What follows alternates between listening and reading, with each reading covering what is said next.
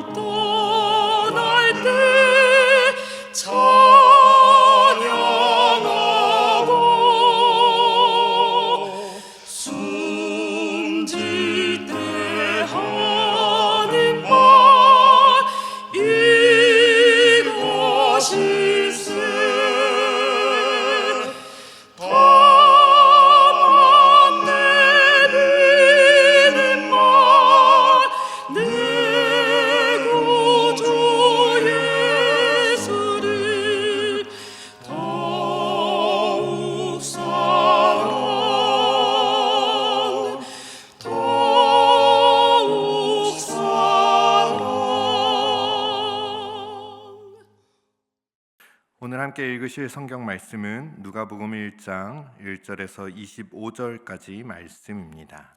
우리 중에 이루어진 사실에 대하여 처음부터 목격자와 말씀에 일꾼된 자들이 전하여 준 그대로 내력을 저술하려고 붓을 든 사람이 많은지라. 그 모든 일을 근원부터 자세히 미루어 살핀 나도 데오빌로 각하에게 차례대로 써보내는 것이 좋은 줄 알았노니 이는 각하가 알고 있는 바를 더 확실하게 하려 함이로라. 유다왕 헤롯 때에 아비야 반열에 제사장 한 사람이 있었으니 이름은 사가랴요 그의 아내는 아론의 자손이니 이름은 엘리사벳이라. 이 두 사람이 하나님 앞에 의인이니 주의 모든 계명과 규례대로 흠이 없이 행하더라. 엘리사벳이 잉태를 못함으로 그들에게 자식이 없고 두 사람의 나이가 많더라. 마침 사가랴가 그 반열의 차례대로 하나님 앞에서 제사장의 직무를 행할세 제사장의 전례를 따라 제비를 뽑아 주의 성전에 들어가 분향하고 모든 백성은 그 분향하는 시간에 밖에서 기도하더니 주의 사자가 그에게 나타나 향단 우편에 선지라. 사가랴가 보고 놀라며 무서워하니 천사가 그에게 이르되 사가랴여 무서워하지 말라. 너의 간구함이 들린지라. 내 아내 엘리사벳이 내게 아들을 낳아 주리니 그 이름을 요한이라 하라. 너도 기뻐하고 즐거워할 것이요 많은 사람도 그의 태어남을 기뻐하리니 이는 그가 주 안에 큰 자가 되며 포도주나 독한 술을 마시지 아니하며 모태로부터 성령의 충만함을 받아 이스라엘 자손을 주 곧 그들의 하나님께로 많이 돌아오게 하겠습니다. 그가 또 엘리야의 심령과 능력으로 주 앞에 먼저 와서 아버지의 마음을 자식에게 거스르는 자를 의인의 슬기에 들어오게 하고 주를 위하여 세운 백성을 준비하리라. 사가랴가 천사에게 이르되 내가 이것을 어떻게 알리오? 내가 늙고 아내도 나이가 많으니이다. 천사가 대답하여 이르되 나는 하나님 앞에 서 있는 가브리엘이라. 이 좋은 소식을 전하여 내게 말하라고 보내심을 받았노라. 보라, 이 일이 되는 날까지 내가 말 못하는 자가 되어 능히 말을 못하리니 이는 내가 내 말을 믿지 아니함이거니와 때가 이르면 내 말이 이루어지리라 하더라. 백성들이 사가랴를 기다리며 그가 성전 안에서 지체함을 이상히 여기더라. 그가 나와서 그들에게 말을 못하니 백성들이 그가 성전 안에서 환상을 본 줄을 알았더라. 그가 몸짓으로 뜻을 표시하며 그냥 말 못하는 대로 있더니 그 직무의 날이 다 되매 집으로 돌아가니라. 이후에 그의 아내 엘리사벳이 잉태하고 5달 동안 숨어 있으며 이르되 주께서 나를 돌보시는 날에 사람들 앞에서 내 부끄러움을 없게 하시려고 이렇게 행하심이라 하더라. 아멘. 함께 기도하시겠습니다.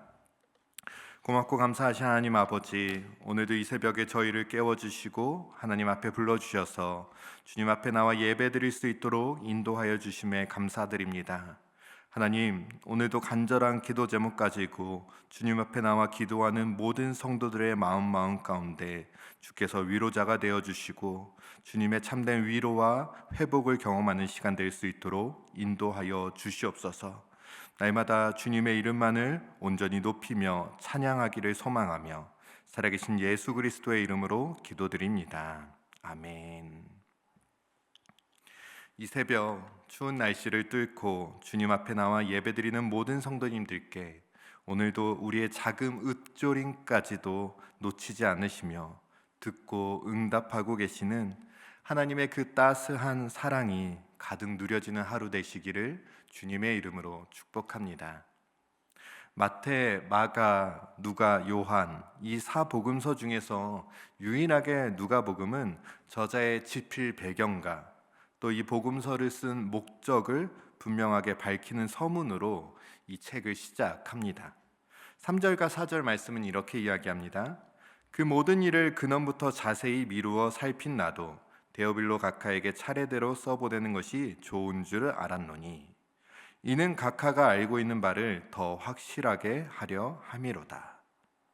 누가복음은 이방인 출신의 그리스도인이었던 누가가 자신과 동일한 이방인들에게 예수 그리스도께서는 아무런 흠이 없으신, 죄가 없으신 순결하신 분이시며 온 인류에게 구세주이시며 역사적으로 실제하셨던 완전한 인간이셨음을 소개하기 위해 기록된 복음서입니다. 누가는 이 구약적 배경이 부족한 이방인들을 위해서요, 예수님을 소개하기 위해 사실 그대로의 역사적 측면에서 이 복음서를 서술합니다. 그리고 그 첫 번째 이야기로 세례 요한의 출생 이야기를 전해주고 있습니다. 5절 말씀입니다. 유다왕 헤롯 때에 아비야 반열에 제사장 한 사람이 있었으니 이름은 사가랴요 그의 아내는 아론의 자손이니 이름은 엘리사벳이라. 세례 요한의 아버지인 사가랴는 아비야 반열에 속한 제사장이었습니다. 당시 제사장의 반열은 24개로 구성되었는데요. 각 반열은 1년에 2차례씩 일주일 동안 성전 봉사 직무를 수행하였습니다. 세례 요한의 어머니인 엘리사벳 또한 모세의 형이었던 이 아론의 후손으로 뼈대 있는 제사장 가문이었습니다. 따라서 그 사이에서 출생한 세례 요한은 비할 데 없는 순전한 제사장 출신, 제사장 가문이었습니다. 사가랴의 이름의 뜻은 여호와께서 기억하신이란 뜻을 가지고 있습니다. 또한 엘리사벳의 이름의 뜻은 하나님은 나의 맹세이시다라는 의미를 지닙니다. 시대가 악하고 하나님을 인정하지 않는 패역한 문화 속에서도 말라기 이후 약 400년 동안, 그러한 긴 시간 동안 하나님의 말씀이 들리지 않았던 그 시대적인 암울함 속에서도 그럼에도 불구하고 복음을 지키는 사람들이 있었다는 것입니다. 그럼에도 불구하고 여전히 하나님이 우리를 기억하고 계심을 잊지 않는 사람들이 있었습니다. 그럼에도 불구하고 자신들의 신앙 고백으로 주님을 계속해서 기억하고 그것을 또 자녀들에게 이름으로 지어주며 계속해서 하나님을 기억하려고 애쓰고 살아왔던 사람들이 있었습니다.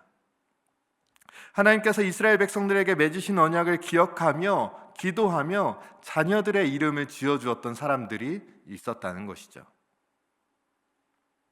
그들의 후손들이 오늘 본문에 나오는 세례 요한의 아버지 사가랴와 어머니인 엘리사벳이라는 것입니다. 단순히 그러한 뜻을 지닌 이름이라 그들의 신앙을 추측하는 것이 아니죠. 성경은 그 신앙을 지켜온 이들의 삶에 대해서 이렇게 이야기하고 있습니다. 6절 말씀 함께 읽어보겠습니다. 이 두 사람이 하나님 앞에 의인이니 주의 모든 계명과 규례대로 흠이 없이 행하더라. 아멘. 이 말씀을 묵상하면서 떠올랐던 사람들이 있습니다.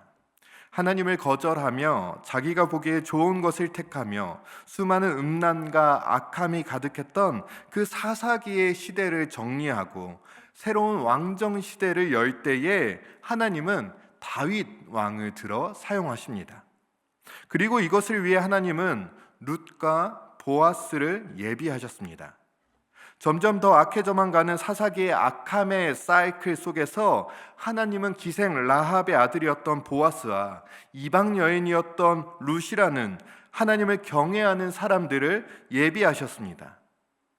악한 시대에도 언제나 하나님을 경외하는 사람들이 있었고 하나님을 그 사람들을 통하여서 새로운 구원의 역사를 준비하셨다는 것이죠. 북이스라엘의 가장 완악한 왕이었던 아합 왕의 시대에 바알에게 무릎 꿇지 않았던 사람들이 7,000명 있었습니다. 하나님의 말씀이 사라진 그 시대 속에서도 하나님을 예비하는 순결한 백성들을 하나님은 늘 준비하고 계셨습니다.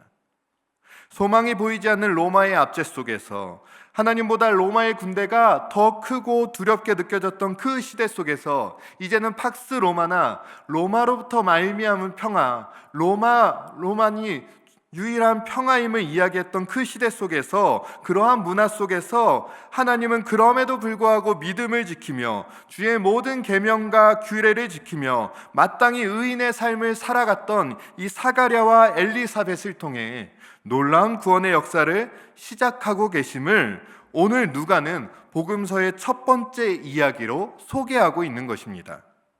오늘 우리는 온전한 그리스도인의 삶을 살아가고 있습니까? 그 어느 때보다 우리는 하나님을 인정하지 않는 시대 속에서 살아가고 있습니다. 하나님을 외면하는 문화와 가치관 속에서 우리는 너무나 자연스럽게 살아갑니다.